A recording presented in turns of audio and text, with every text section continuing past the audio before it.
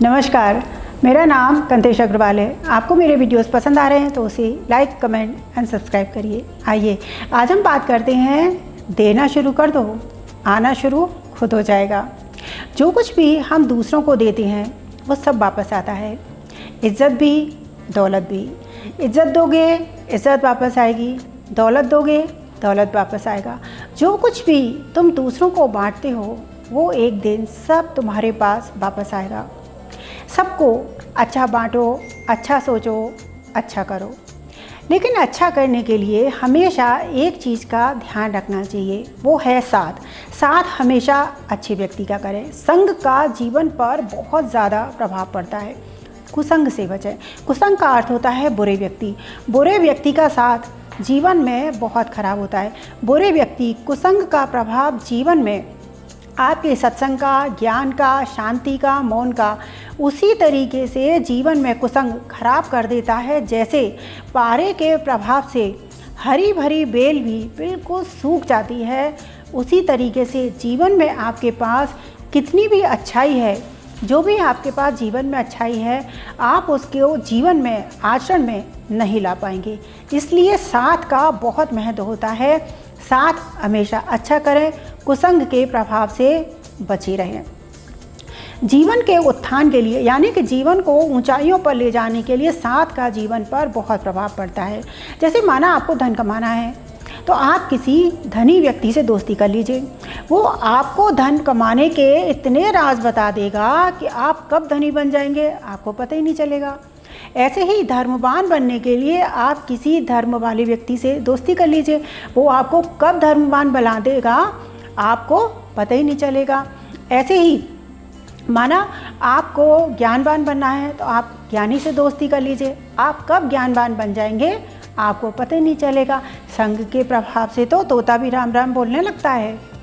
एक बार एक गुरुजी थे, वो सबका दुख दर्द बांट लेते थे। बहुत सारे लोग उनके पास आते थे, अपना दुख दर्द बताते थे। गुरुजी उनका दुख दर्द सुनते थे, उनको पानी पिलाते, प्यार से उनका हाथ फेरते और उन सारे लोगों का दुख दर्द दूर हो जाता था। एक बार 10-12 लोग उनके पास आए, बोले गुरुजी हम बहुत दुखी हैं, किसी तरीके से हमारा दुख दर्द दूर कर दीजिए। गुरुजी बोले ठीक है, तुम 10-12 दिन लगातार मेरे पास सारे लोग आना और अपना दुख मुझे रोज़ बताना, मैं सुनूंगा और तुम्हारे सारे दुख दर्द दूर कर दूंगा। ऐसा ही हुआ। 10-12 दिन लगातार सारे लोग गुरुजी के पास आते रहे। गुरुजी प्यार से उनकी सारी बातें सुनते, उनको पानी पिलाते, उनके ऊपर प्यार से हाथ फेरते और उनके सारे दुख दर्द दूर हो गए। वो एक दिन बड़े खुशी खुशी आए, बोले गुरुजी हमारे सारे दुख दर्द दूर हो गए हैं, हम बड़े खुश हैं। आपने तो ईश्वर से कह के हमारे सारे दुख दर्द दूर कर दिए। तब गुरुजी मुस्कुराए और बोले मैं किसी ईश्वर के पास नहीं गया था, मैं भी बिल्कुल तुम्हारे ही जैसा हूँ, मेरे पास कोई जादू नहीं है। दुख दर्द जीवन की यही कहानी है। सब आपस में दुख दर्द जब एक दूसरे का सुन लेते हैं तो दुख बंट जाता है और हम सुखी हो जाते हैं। यही एक सीख मैं तुम लोगों को देना चाहता हूँ। तुम सब लोग जब एक दूसरे का दुख दर्द सुन लोगे, एक दूसरे का दुख बांट लोगे तो दुख कब खत्म हो जाएगा तुम्हें पता ही नहीं चलेगा। अकेलापन अनचाहे रिश्तों से बेहतर है।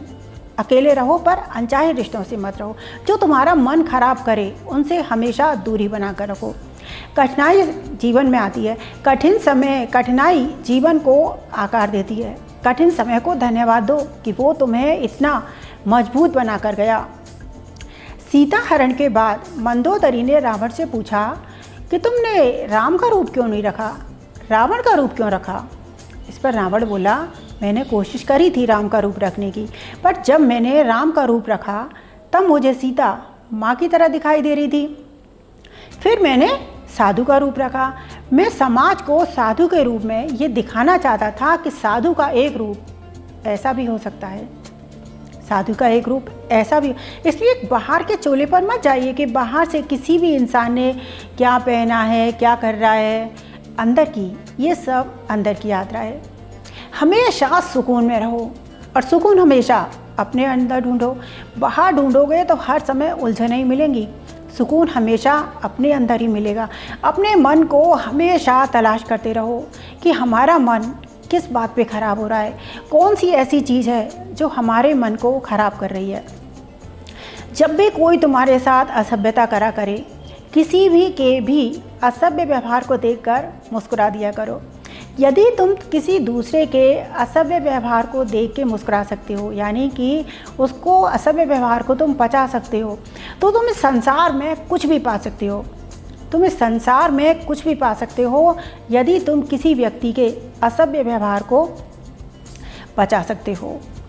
हमेशा दूसरों की मदद करते रहो, हमेशा दूसरों का भला करो। हमेशा दूसरों का भला करने से एक अंदर की अनोखी शांति मिलती है। जीवन में एक खुशहाल जीवन लौटेगा। तुम्हारे जीवन में कभी किसी चीज़ की कमी नहीं रहेगी। जिस दिन से हमारा मन दूसरों के लिए शुभ सोचना शुरू कर देता है, उस पल से आत्मा में परम शांति उतरती है। लेकिन एक चीज़ का ध्यान रखना चाहिए, अपने मन के राज कभी किसी को ना बताएं, क्योंकि मित्र कब शत्रु बन जाए इसका पता नहीं चलता। आँखों में पड़ा तिनका, पैर में लगा कांटा, रूई में दबी आग से भी ज़्यादा खतरनाक होता है एक छल और कपटी इंसान। जो बांटोगे वो बटोरोगे, यही ज़िंदगी का नियम है। एक बार एक गुरुजी ने अपने शिष्य से पूछा कि माना तुम्हारे गिलास में दूध है और किसी ने तुम्हें धक्का दिया तो क्या होगा? तो शिष्य बोला, दूध छलक जाएगा। गुरुजी बोले, दूध क्यों छलका? तो शिष्य बोला, क्योंकि किसी ने धक्का दिया था इसलिए दूध छलक गया। गुरुजी बोले, गलत, किसी के धक्का देने से दूध नहीं छलका, तुम्हारे गिलास में दूध था इसलिए दूध छलका। ये जीवन की एक सीख है। जब भी हमें जीवन में कोई धक्का लगता है तो हमारे मन के अंदर जो भरा होता है वही बाहर आ जाता है। हमारे जीवन के अंदर जो कुछ भी होता है वो धक्का लगने पर ही बाहर आता है। इसलिए जीवन में धक्का लगना बहुत ही ज़रूरी होता है। आज जीवन में इंसान इसलिए दुखी नहीं है कि उसे किसी चीज़ की कमी है। आज इंसान इसलिए ज़्यादा दुखी है कि उसकी सोच नकारात्मक है। यदि इंसान की सोच सकारात्मक हो तो वो हर परिस्थिति में सुखी रह सकता है। सकारात्मक सोच वाला व्यक्ति दुख में सुख और हानि में भी लाभ निकाल सकता है। प्रतिकूल परिस्थितियों में भी अवसर की तलाश कर सकता है। जीवन की हर बाधा हमें कुछ ना कुछ सिखा कर जाती है यदि हम बाधा को समझ सकें। जैसे माना आप रास्ते पर चल रहे हैं, रास्ते में एक बहुत बड़ा पत्थर पड़ा है। एक आदमी उसी पत्थर को रास्ते का बाधा समझ सकता है और एक व्यक्ति उसी पत्थर पर चढ़कर आगे की यात्रा कर सकता है। पत्थर वही है, एक के लिए रास्ते का कांटा है और एक के लिए रास्ते की मंजिल है। डिपेंड तुम्हारे ऊपर करता है। इसलिए ज़िंदगी में हर समय हर चीज़ से सोचो और आगे बढ़ो। ज़िंदगी में देना शुरू कर दो, आना शुरू खुद हो जाएगा। देते समय बहुत ध्यान रखो कि हम किसी को क्या दे रहे हैं। जो हम किसी को देते हैं वो सिर्फ एक बीज है, पूरा पेड़ बन के, पहाड़ बन के हमारे ऊपर आएगा। इसलिए देना शुरू कर दो, आना शुरू खुद हो जाएगा। लेकिन देते समय ध्यान रखो कि तुम क्या दे रहे हो, आएगा वापस वही जो तुम दे रहे हो। आज के लिए धन्यवाद। फिर हम किसी और दिन किसी और विषय पर चर्चा करेंगे। नमस्कार।